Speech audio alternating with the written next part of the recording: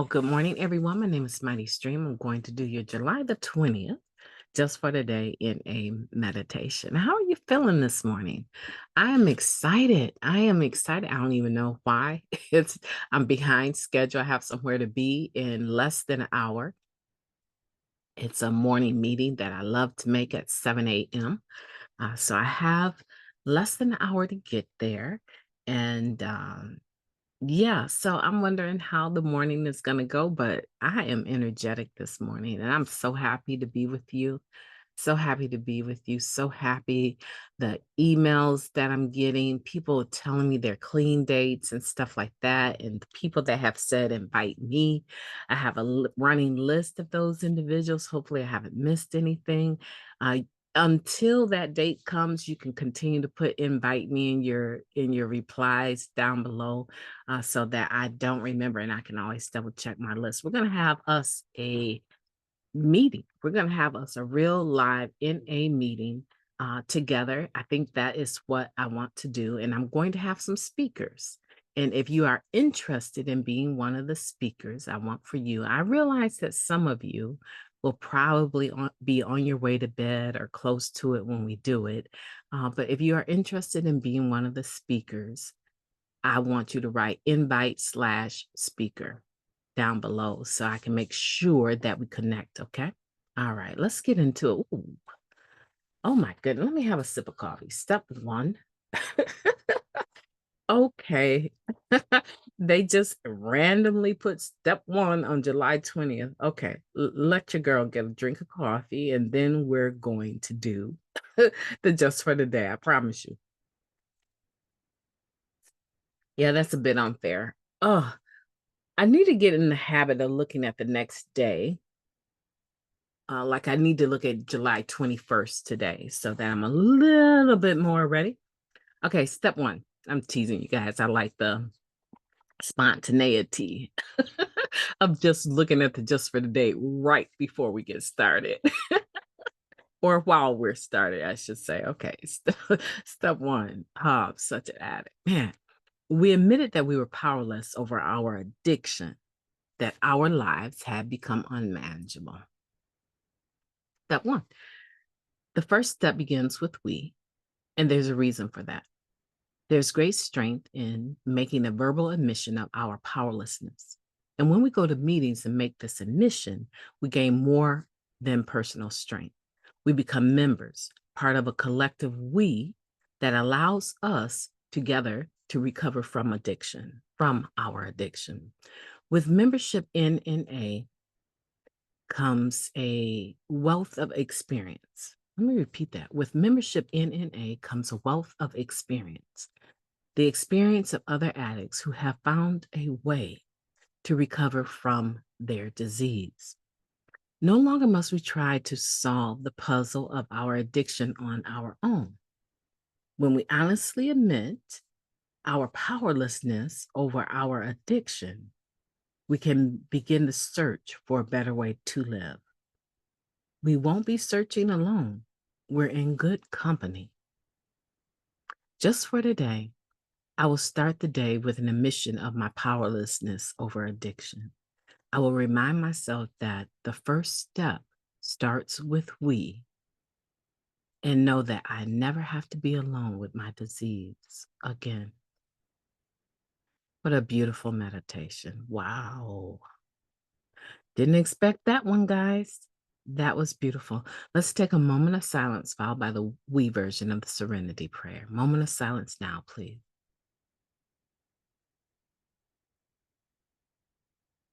Thank you. God, grant us the serenity to accept the things that we cannot change, the courage to change the things that we can, and the wisdom to know the difference.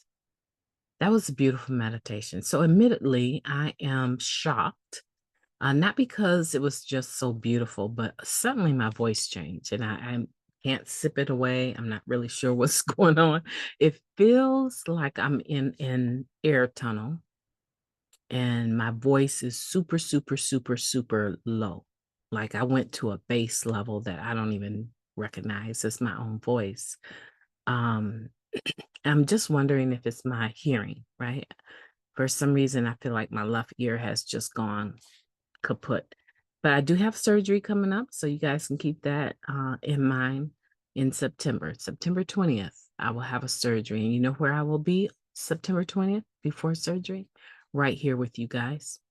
I'm going to spend that morning with you and do the same thing I've been doing for over a year with you, okay? Let's unpack this.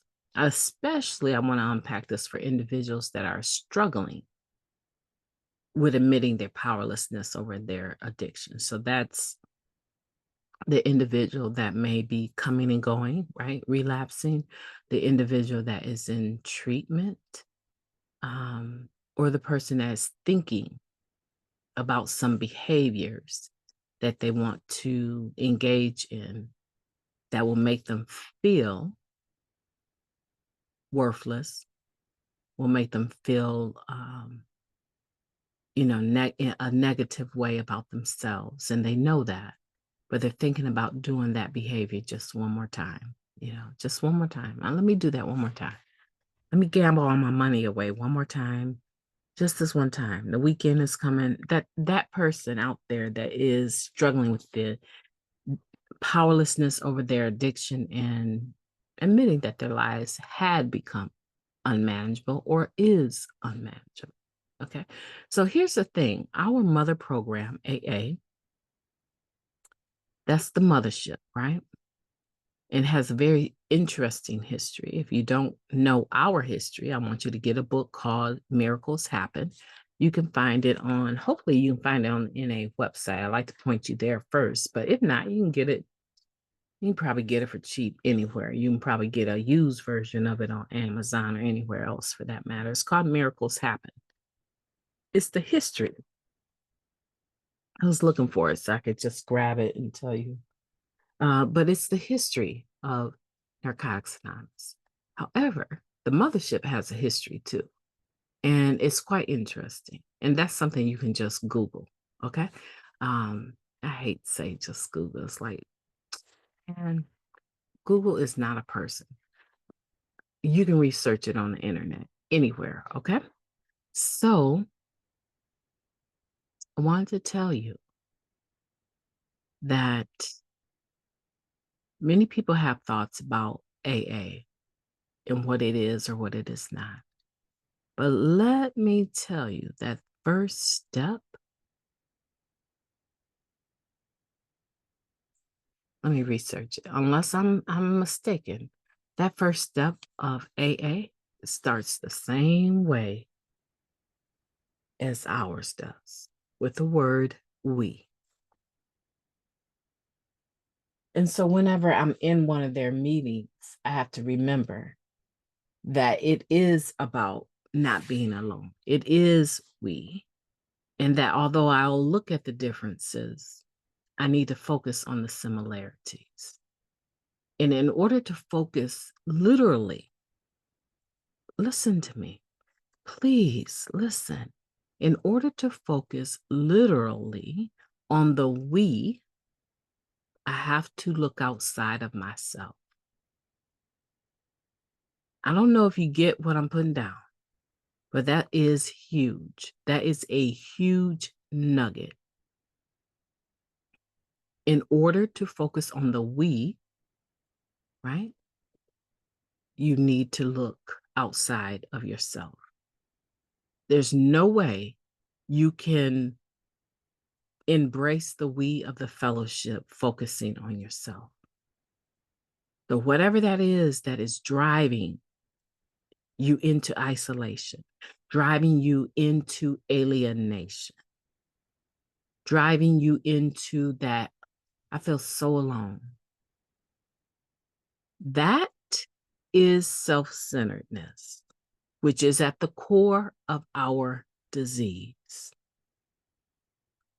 Okay, let me repeat it one more time because I will probably forget that I even said it this way. And it's so important because I feel like it's something God has just gave me that's very, very important. It's an important nugget to staying clean. Okay.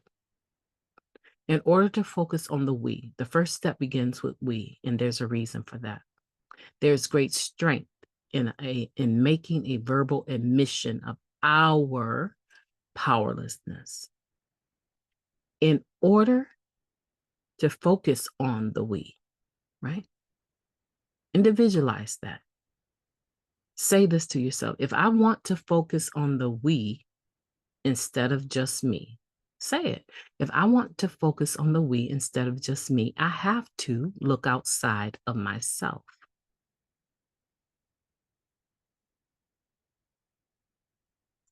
If I continue to be alone and look to myself for the answer, that is self-centeredness. And self-centeredness is at the core of my disease, a place that I do not want to be. Okay? You got to hold on to that. You got to grasp onto that. Let me take you a little bit further. Look down at your feet. Where you see your feet is where you stand. Now look for some other feet. Go ahead. Look for some other feet. Now, maybe there's no one else around you, and this won't work right now, right? But even in that, that is a message. If the only feet you ever see is your own, yourself is centered right there. That's all that you got to work with, right? If I want to engage someone else, I have to look to someone else. It's impossible to just work this program alone. That's why we say wherever two are, right? Two can make a meeting. It's physical, it's physiological, right? Rather, it's mental, it's spiritual, it's absolute. The we does not come in the self-centeredness. The we comes when it's one or more. Don't make me bring my English. Right? The we comes when there's one or more, plurality, right? Not I, but we. Okay. So I don't want to spend too much time on this, but I do want to say that we don't have to try and solve the puzzle of addiction on our own. That second paragraph. When we honestly admit our powerlessness over addiction, we can begin the search for a better way to live. We won't be searching alone. We're in good company. There's thousands, hundreds of thousands, millions of people that are in the program of recovery. Everything, pretty much everything that you did out there in active addiction, you can do in recovery, clean. But mind you, now the stuff that you thought was so good, the partying, the hanging out, you can do all of that right here. There's a gentleman this Saturday. I have something else to do, but I'm gonna make sure that I join him out in the back 40 somewhere. He said, my wife is going to be out of town, and I just want to invite a few of us to come together and play cards and eat hot dogs. I was like, okay, yeah, I'm coming. I said, can I bring my kids? Yeah, I got a big place, so yeah. I was like, okay. Can I bring my husband? Yup. So I was like, okay, so even if it's only 30 minutes, I don't have any intention of hanging out in the back 40 grilling barbecue over pieces of wood. I'm not going, I just don't have that comfort level. But I will come and I will make an appearance and I will honor his invitation to get together with a group of recovering people. I will honor that. Yes, I will. What's the point? The world is full of people in recovery that are camping, skiing, traveling, partying. Oh, I know a few people in my own city. You say that we're going to have an event.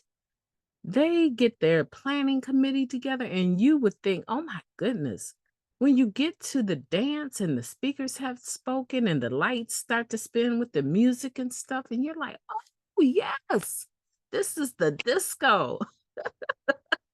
Did I date myself right there? Yeah, I know I did. The point is that everything that you thought you lost from your active using, these are things, if they're healthy, even if they're not.